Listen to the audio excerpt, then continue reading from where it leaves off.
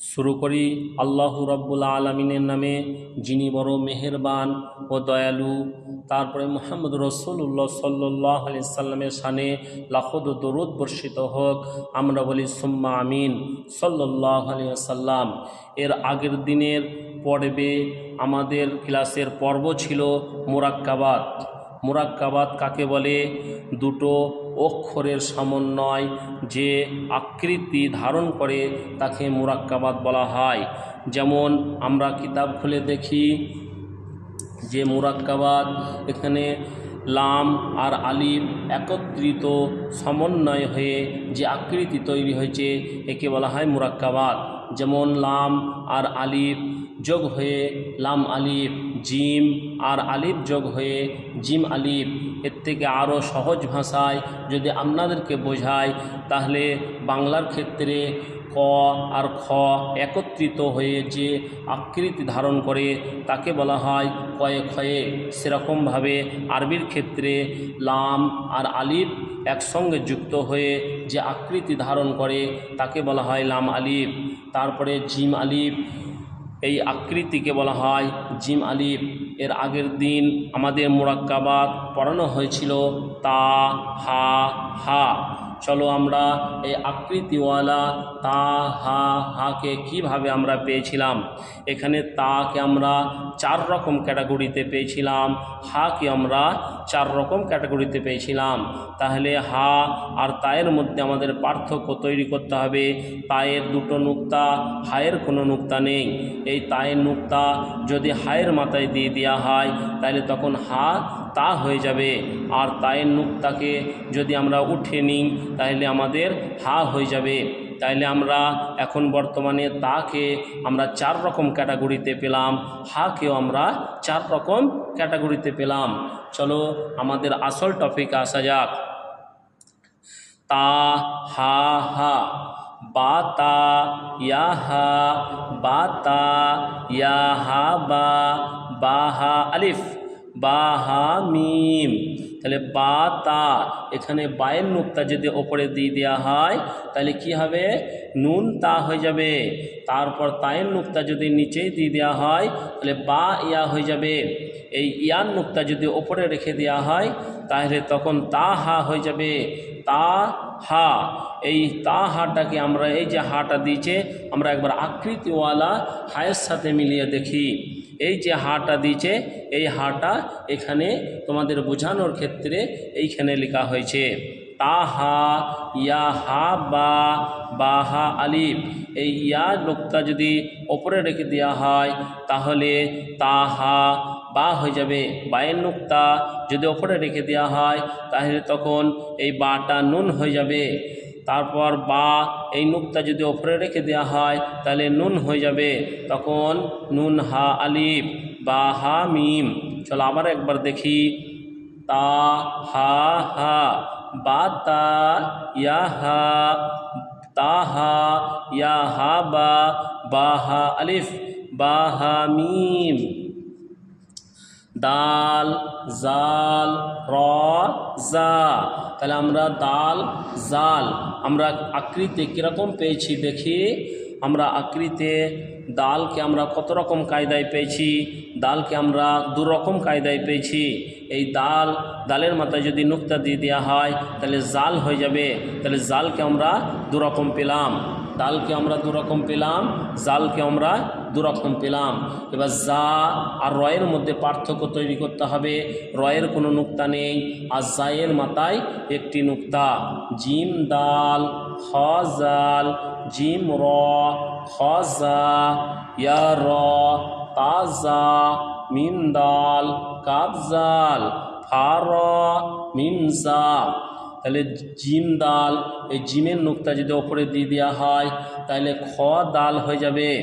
আবার এই দালের মাথায় যদি একটা নুক্তা যোগ করে দেওয়া হয় তাহলে জিম জাল হয়ে যাবে।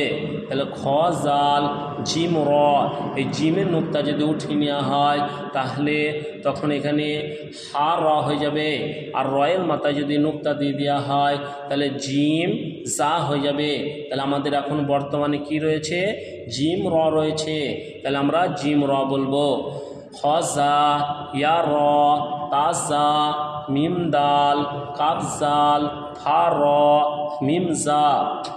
এই জায়ের নুক্তা যদি রয়ের মাথায় দিয়ে দেওয়া হয় তাহলে ফা জা হয়ে যাবে, আর জায়ের নুক্তা যদি উঠিয়ে নেওয়া হয় মিম র হয়ে যাবে। চলো আর একবার দেখি।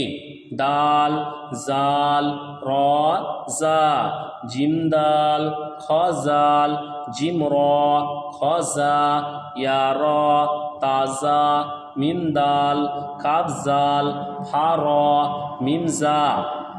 সিন, শিন, সোয়াদ, জোয়াদ, ত, জ। চলো এইটার মধ্যে আমরা পার্থক্য তৈরি করি। শিন আর শিনের মধ্যে কি পার্থক্য আছে? শিনের নুক্তা নেই, শিনের তিনটা নুক্তা।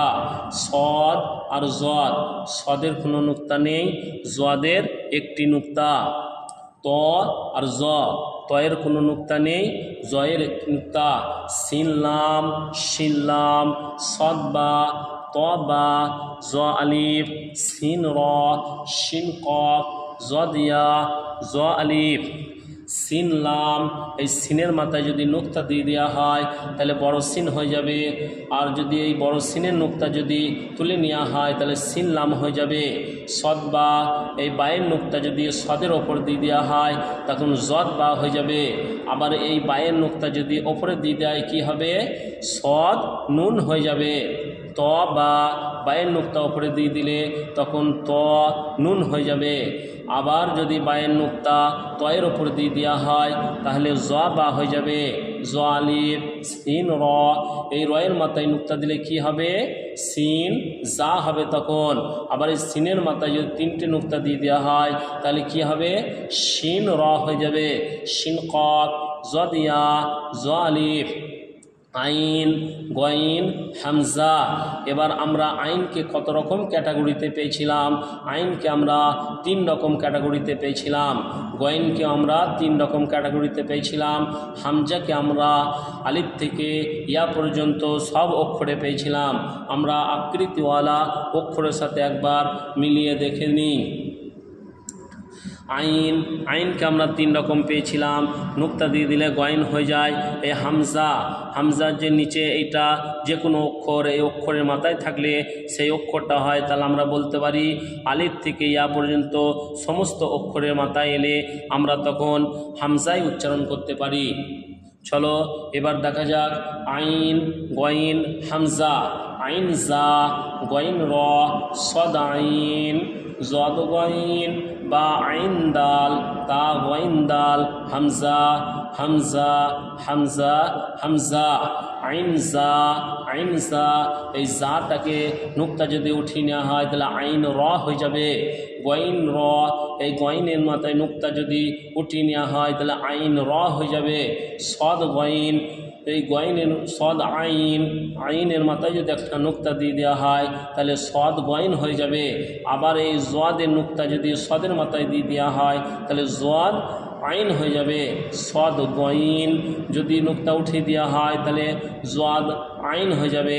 বা আইন দাল, তা গইন দাল, হামজা, হামজা, হামজা, হামজা।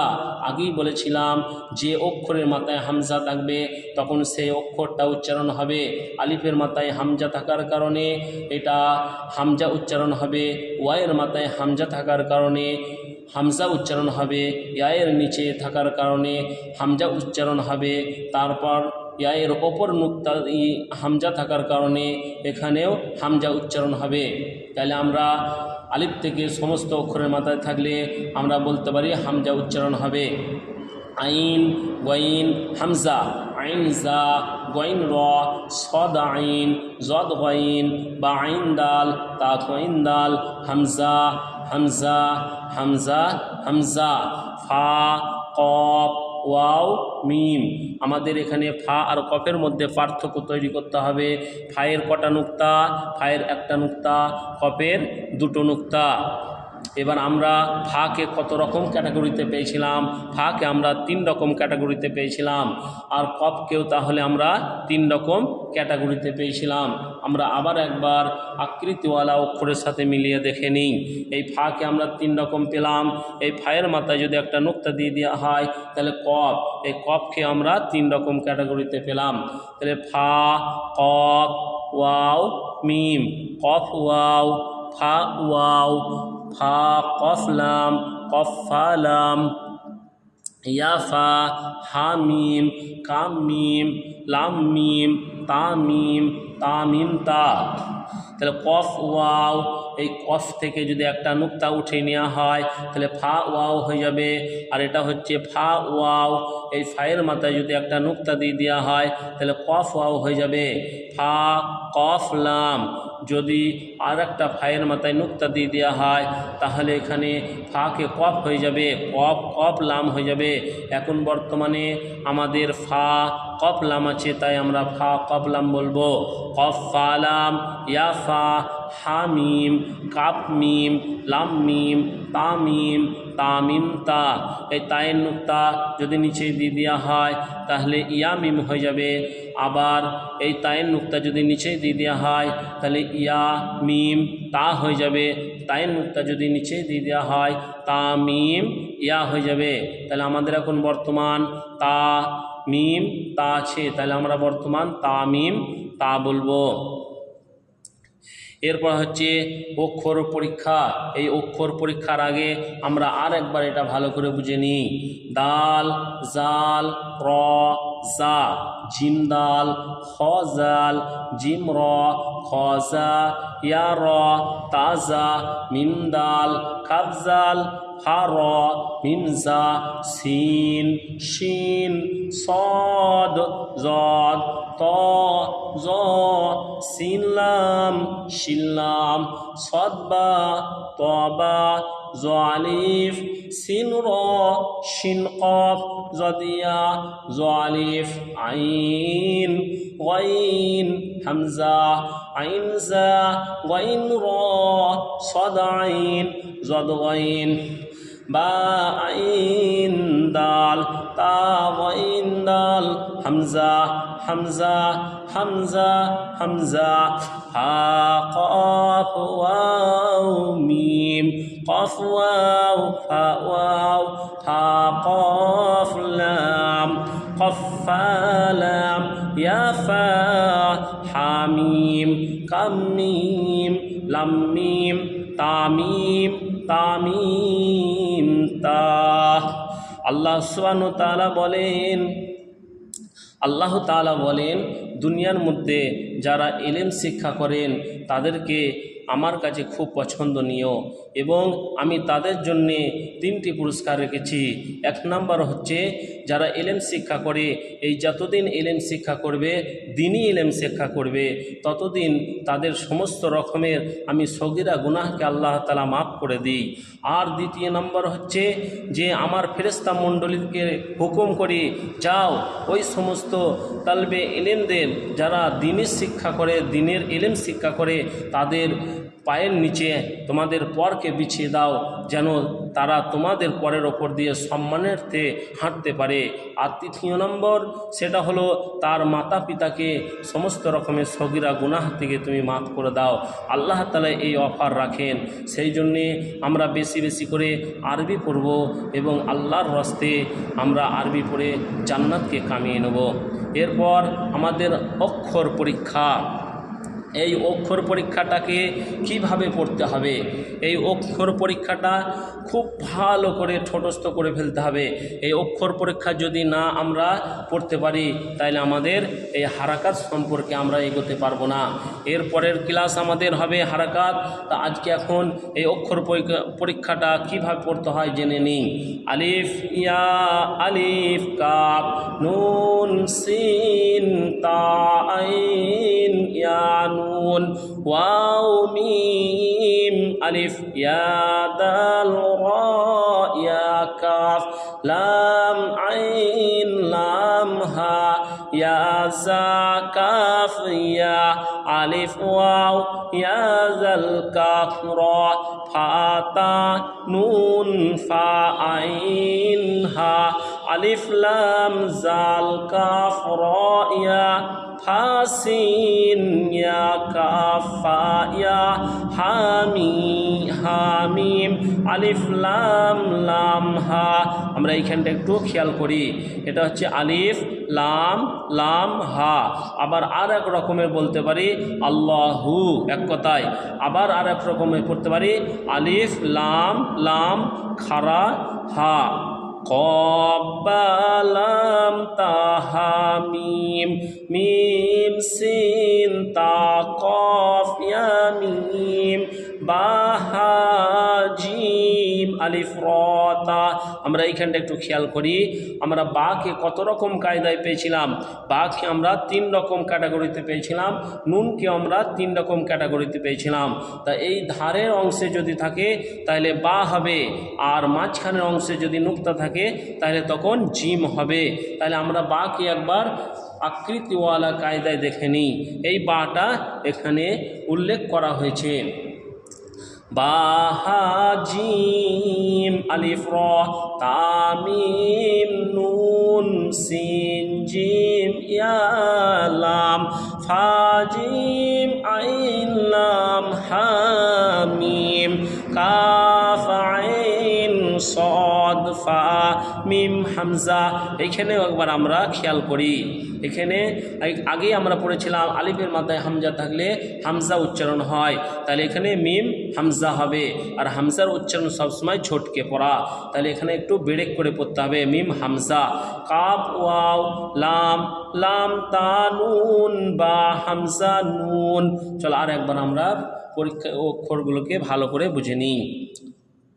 দাল জাল রজা জিম দাল খাজাল জিম র খাজা ইয়া রা তা জা মিম দাল কাফ জাল ফা রা মিম জা সিন শিন সাদ জাদ তা জা সিন লাম শিন লাম সাদ বা তা বা জা আলিফ সিন রা শিন কাফ জাদ ইয়া জা আলিফ আইন গাইন হামজা আইন জা গাইন রা সাদ আইন জাদ গাইন বা আইন দাল তা গাইন দাল হামজা হামজা হামজা হামজা ফা কাফ ওয়াও মিম কাফ ওয়াও ফা ওয়াও ফা কাফ লাম কাফ ফা লাম ইয়া ফা হা মিম কাম মিম লাম মিম তা মিম তা মিম তা। অক্ষর পরীক্ষা আলিফ ইয়া আলিফ কাফ নুন সিন তা আইন ইয়া নুন ওয়াও মিম আলিফ ইয়া জাল রা ইয়া কাফ লাম আইন লাম হা ইয়া জা কাফ ইয়া আলিফ ওয়াও ইয়া জাল কাফ রা হা তা নুন ফা আইন হা আলিফ লাম জাল কাফ রা ইয়া হা সিন ইয়া কাফ ফা ইয়া কাফ হা মিম আলিফ লাম লাম হা কফ বা লাম তা হা মিম মিম সিন তা কফ ইয়া মিম বা হা জিম আলিফ রা তা মিম নুন সিন জিম ইয়া লাম হা জিম আইন লাম হা মিম কাফ আইন সাদ ফা মিম হামজা কাফ ওয়াও লাম লাম তা নুন বা হামজা নুন।